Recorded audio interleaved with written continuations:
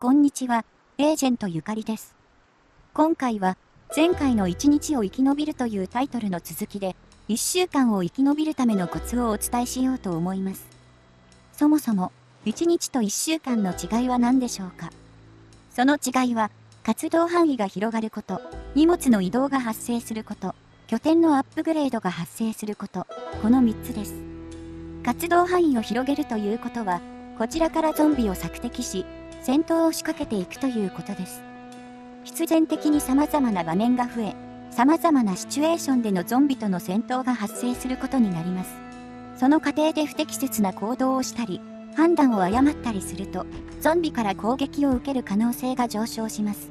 その可能性が高い状態で、同じシチュエーションがこの先何度も発生することで、ある時、大きなミスを犯し、致命傷につながります。これは交通事故と同じです。見通しの悪い曲がり角を、いつも確認もせず進んでいれば、いつかは事故を起こします。ですが毎回一時停止し、慎重に進んでいれば一生事故を起こさないことも可能でしょう。ゾンボイドにおける死とは、まさにこの交通事故と交通安全そのものなのです。ゾンボイドは、よほど高難度の設定にでもしない限り、アクションゲームのように、高度な操作を達成しなければ生き残れない、ということはありません。ほぼすべて、迂闊な行動だったり、注意不足だったりといった、防ぐことができる要因で死亡します。いつまでも長期に生存できない人も、その部分を一つ一つ改善していけば、いつの間にか、1ヶ月、2ヶ月と過ごしていけるようになるでしょう。さて、ゲームに戻りましょう。ここを拠点にする上で、1階に荷物置き場を用意したいので、タンスを移動させようと思ったのですが、どうやら、大工仕事のスキルが必要であることが分かりました。素人には、タンスを移動させることもできないんですね。はい、ここで初めて、スキルレベルという概念が登場しました。多くのサバイバルゲームと同様、ゾンボイドにもスキルという概念があり、これが高いことで、様々なメリットが得られます。生きる上で必要ではないのですが、身体能力、戦闘能力、拠点建設、アイテム収集、食料調達、防御力向上など、生活が楽になる要素ばかりですので、これを無視するサバイバーはいないでしょう。これらをスキルアップさせていくために、必然的に活動範囲は広くなっていきます。1週間を生きるだけであれば、まだ気にしなくてよいですが、それ以上生き延びられるようになると、次々に不便なことが明らかになっていきます。スキルについては、その時お話しすることにしましょう。さて、1日歩き通しでしたので、そろそろ眠くなってきました。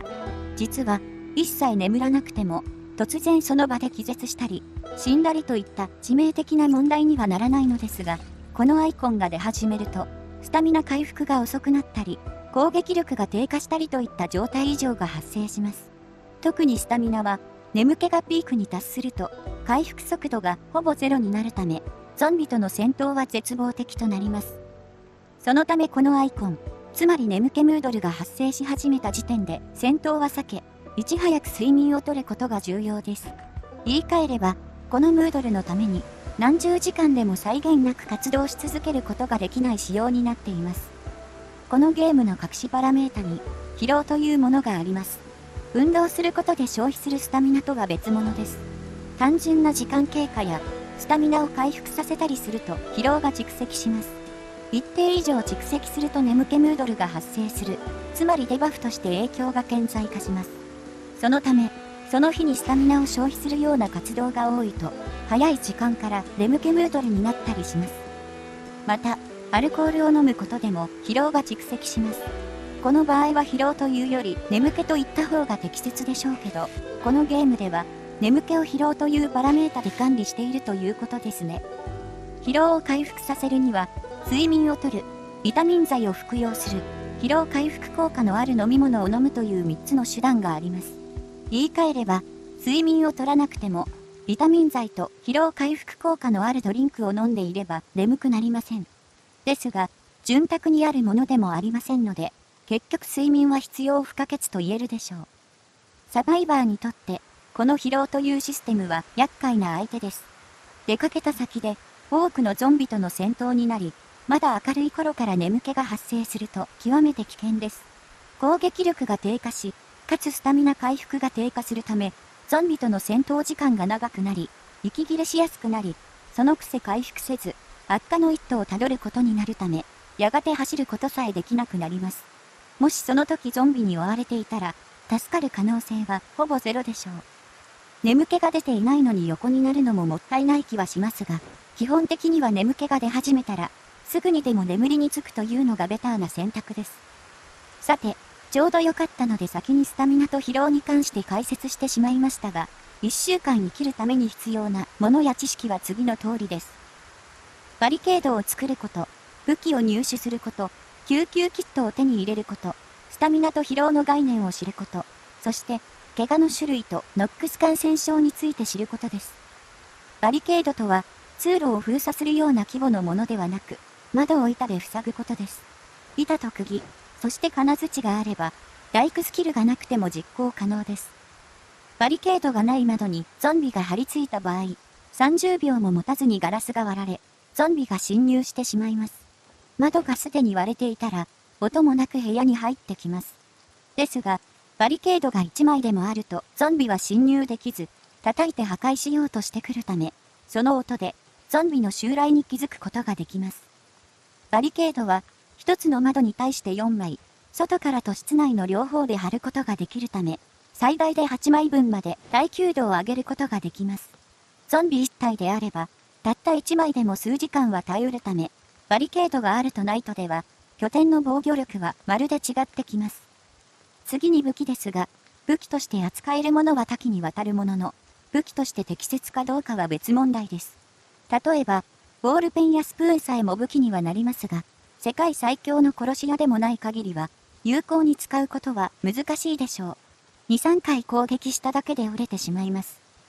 身近なものではフライパンなどがありますが、攻撃力がかなり低いため、無理にそれを使うより、押し倒して踏みつけた方が殲滅速度が速かったりします。初心者は、とりあえず武器になるものなら、素手よりはマシだろうと思って使ってしまいますが、初心者にも使いやすい武器というものがありますので、よく考えて装備するようにしてください。ここでは詳しくは述べませんが、初心者におすすめの武器を書いておきます。ここに書かれたものの共通点は何だと思いますか？実は耐久度です。戦闘中に破損してしまうことほど危険なことはありません。初心者のうちは、とにかく頑丈な武器が良いでしょう。安心感が全然違います。それと、刃物を除外しています。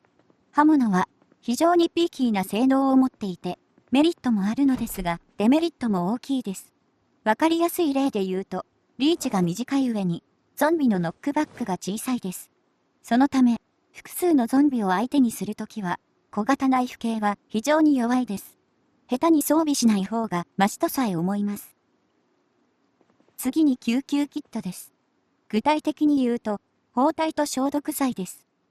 包帯というアイテムはありますが、若干手に入りにくいです。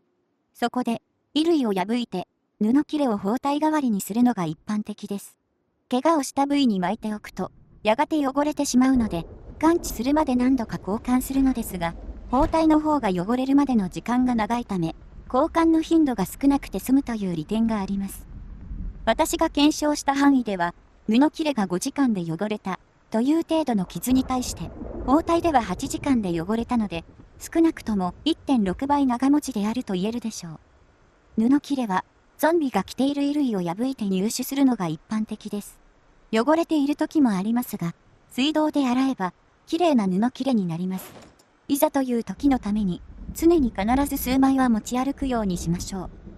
また、包帯や布切れは、滅菌処理を施すことができます。こうすることで、傷口を可能から守り、可能を回復させられる優秀な包帯にすることができます。処理方法は、多くの動画で紹介されているので、ここでは割愛します。消毒剤とはアルコールのことです。消毒用アルコールが一般的ですが、お酒のバーボンも消毒用アルコールとして利用することもできます。これらは、医療機関やお酒が置いてある場所でよく見つかります。綿とアルコールがあれば、携帯に適したアルコール消毒面を作ることができますが、ボトル入りのアルコールは若干レアで、アルコール消毒面自体が見つかることの方が多いです。最後に、ノックス感染症、つまりゾンビ化に関する知識です。まず、ノックス感染症と、怪我をした時に時々発生する総称感染は別であることに注意です。総称感染は、あくまで一般的な細菌による感染のことで、いわゆる可能だと思ってください。消毒したり、滅菌された包帯類を巻くことで回復します。ノックス感染症、つまりゾンビウイルスは、ゾンビに攻撃された場合に一定確率で感染します。治療の方法はなく、感染したら助かりません。余命はせいぜい3日。もはや確定した結末に向けてどう生きるのか、それはあなた次第です。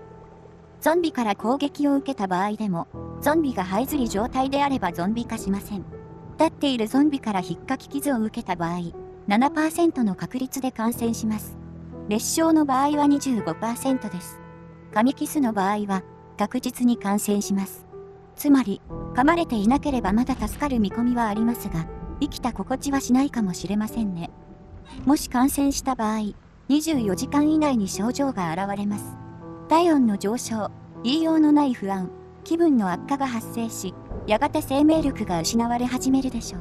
死体だらけの場所に長時間いたわけでもないのに気分が悪くなってきたら、それはあなたの物語がもうじき幕を閉じることを意味します。ゾンビから一切攻撃を受けずに長期に生き延びるのはとても難しいため、ワールド作成時にゾンビからの攻撃で感染しない設定にしておくのもいいでしょう。たった一つの引っかき傷が原因でゾンビとなってしまう悲劇的な結末もゾンボイドの醍醐味ですが、体中を噛まれて瀕死の重傷を負った状態から長い療養を経て回復するという展開もまたいいものです。ちなみに、怪我をしたまま包帯を巻いていなかったり、巻いている包帯が汚れていたり、倒したゾンビの衣服を洗わずに着用したりすることでノックス感染症にかかることはありません。あくまでゾンビから受けた攻撃そのものでしか感染判定は発生しません。では、どんな時に傷を負うでしょうか。素足で割れたガラスの上を歩いたら怪我をするのは当然だし、高いところから飛び降りれば骨折するかもしれません。そういう当たり前のことはいいのです。これ以外に思わぬ怪我となり得る要因を紹介しましょう。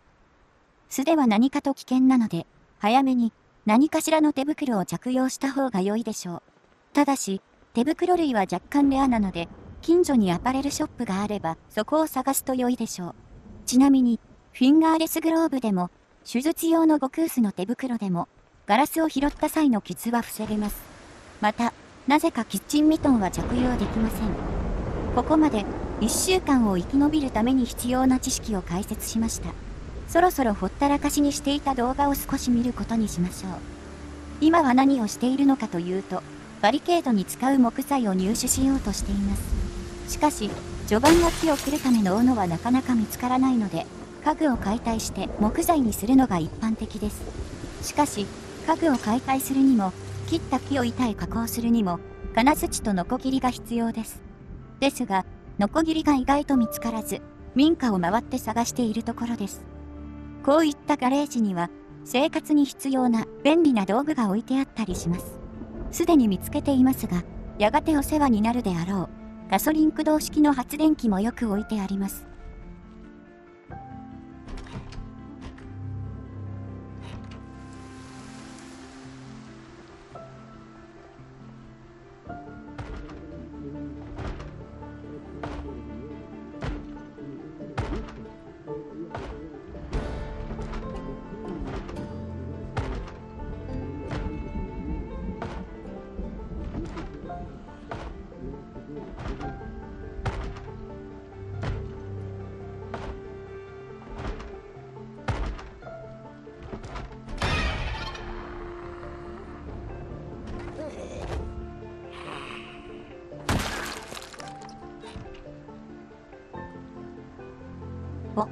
釘と板が見つかりました。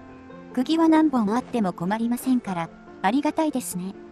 木工用接着剤も、壊れた武器の修理道具として重要です。このように、家探ししていると、いろんなアイテムが見つかります。用途がわからないものも、後で使い道を知ったりすることも多いので、序盤は、とにかくアイテムを集めて拠点に保管するのをお勧めします。ただ、一般的に、ジャンクという分類の物品は、ほぼ用途はありません。お部屋のインテリアくらいにしかなりません。さて、2、3日経ちましたが、一向にノコギリが見つかりません。このように、大体何かしらありふれた生活必需品が一部見つからず、延々と捜索に時間を費やすことがよくあります。そのくせ、割とレアなものが序盤でひょっこり見つかったりして、肩透かしを食うようなこともままあります。ともあれ根気です。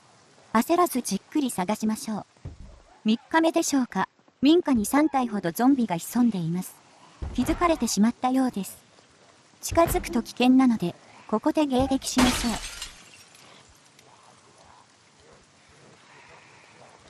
あれ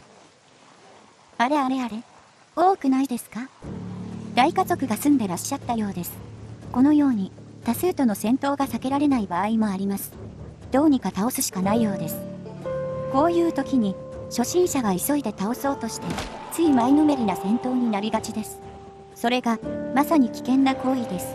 これまでに広げてきた縄張りがあるのですから、場所を広く使って安全に戦うことが何よりも大切です。このサバイバーは、筋力やフィットネスが高いのでかなり戦いやすいのですが、身体能力が高くないビルドをした場合、攻撃した後の隙が大きかったり、後ずさりが遅かったり、突き飛ばしが弱かったりして、わずかなミスが命取りになるため、安全な戦い方というものが本当に大事になってきます。ゾンビは一体一体足の速さが違います。そのため、ある程度の距離を歩かせれば、自然と一列に並びます。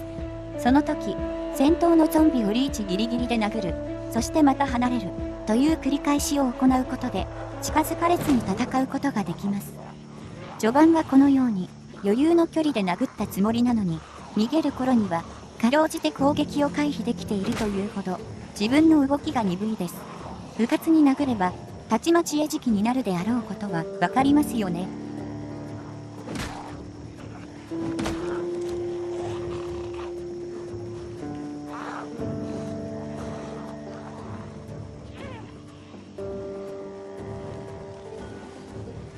2列に並んでいる場合は殴ってはいけません。1列になるように誘導しましょう。距離を使って誘導したため、足の遅いハイスリゾンビを孤立させられました。まずは1体。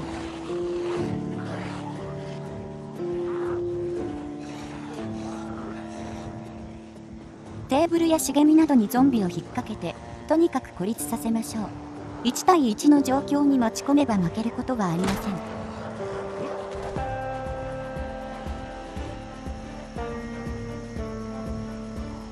今です。2体目。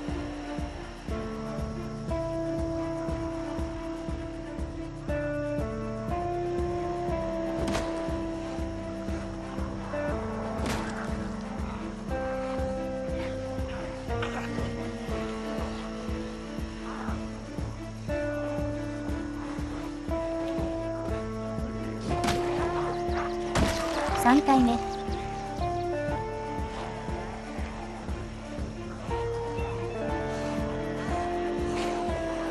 柵の近くはリーチの長い這いずり攻撃をしてくるので危険です。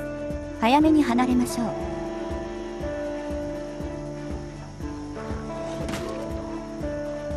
危ない。空振りは非常に危険です。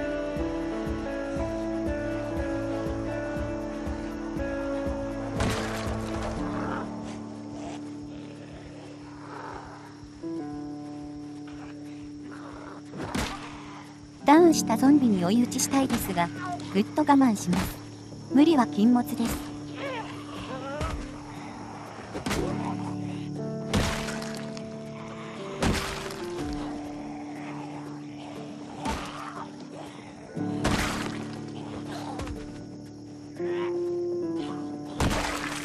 すべて倒すことができました。このように、複雑な操作をしなくても戦えるのです。戦闘中に、突き飛ばしの回数が多い方は、それだけ危ない戦い方をしているということです。戦い方を見直した方が良いでしょう。また、ほとんど走らずに戦っていたので、あまりスタミナは消費していないとは思いますが、念のため座ってスタミナを回復させています。座った場合、スタミナ回復速度は、立っている時の約6倍です。このように、戦闘後にわずか40秒ほど座るだけで、だいたい呼吸を落ち着かせることができます。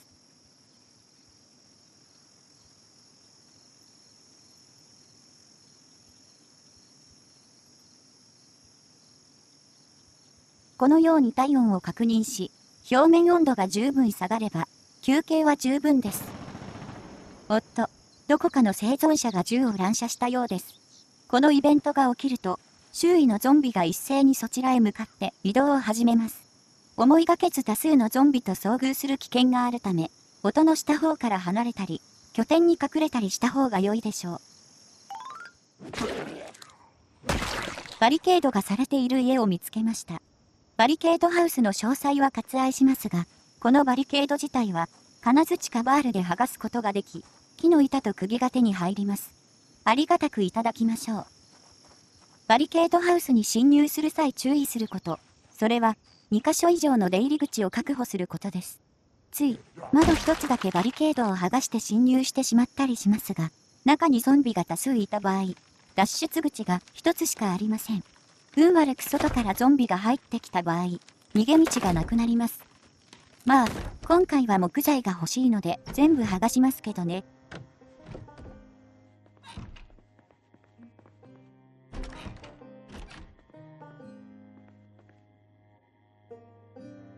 なんと、スレッジハンマーが見つかりました。バリケードハウスだからなのでしょうが、これは大きな成果です。数十日見つからないこともありますからね。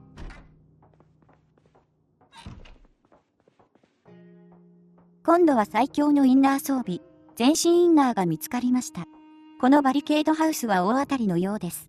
これ1枚で当て布できる箇所が非常に多いため、裁縫スキルが上がってくると、非常に優秀な防具になります。もちろん、かなりレアな装備です。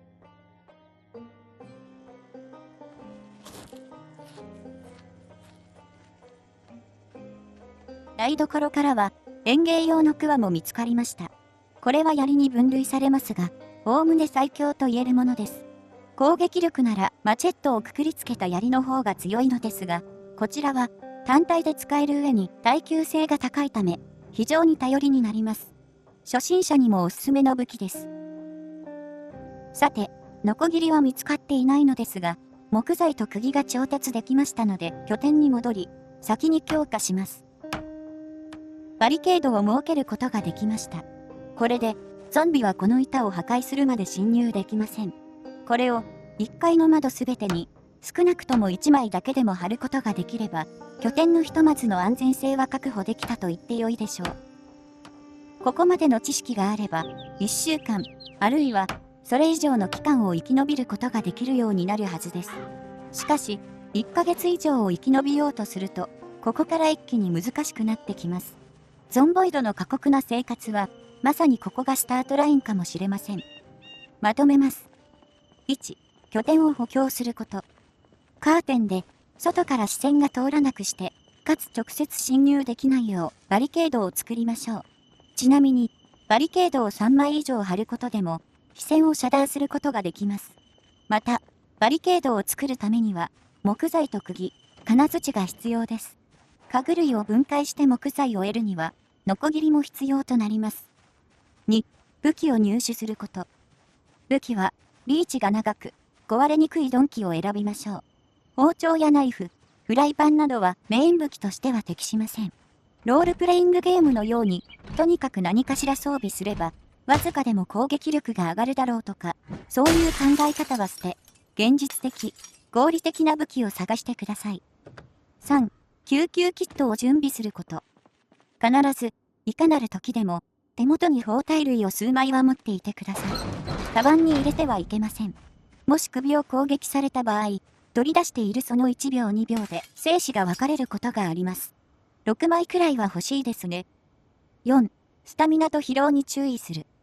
危機的な状況とは、突然、そして意外なタイミングで襲ってきます。まだ時間ある、まだ持てる、まだ眠くない。そういったマージンを意識しない行動が死を招きます。眠い状態で多数のゾンビと戦うことを、あえて経験してみるのもいいでしょう。いかに危険かすぐに理解できるはずです。5、ノックス感染症とゾンビとの戦闘について。たった一度のダメージが致命的となるこの世界。いかに攻撃を一切受けずに立ち回れるかが問われます。敵を早く倒すことではなく、ダメージを受けないという戦い方に頭を切り替える必要があります。なかなか倒せず、もどかしいこともあるでしょう。その急ごうとする気持ちとの戦いとも言えます。たった一度噛まれただけで、それまで急いでいた意味はすべて無駄になるということを忘れないでください。ゾンボイドで生き延びるために本当に必要なものは、水と食料、衣類と寝床だけです。それ以外は、生活を助けるというだけで、必須ではありません。多くの初心者向け動画で、まずはテレビだとかスキル本は必須だとか、あるいは、発電機のマニュアル、大工スキル、車などを早めに入手せよなどと語られていますが、そんなに忙しくする必要はどこにもありません。それらがなくても行き詰まるポイントはないのです。ですから自分のペースでゆっくりと、これらのアイテムを揃えていってください。次回は、1ヶ月生存するための内容を話します。まだ高度な内容はありませんが、1ヶ月生き延びられれば中級サバイバーと言ってよいでしょう。覚えることが多いですが、一つ一つをしっかりすることが生き延びる秘訣ですよ。以上でこの動画は終わりです。ためになったと思ったら、高評価をつけていただけると嬉しいです。それではさようなら。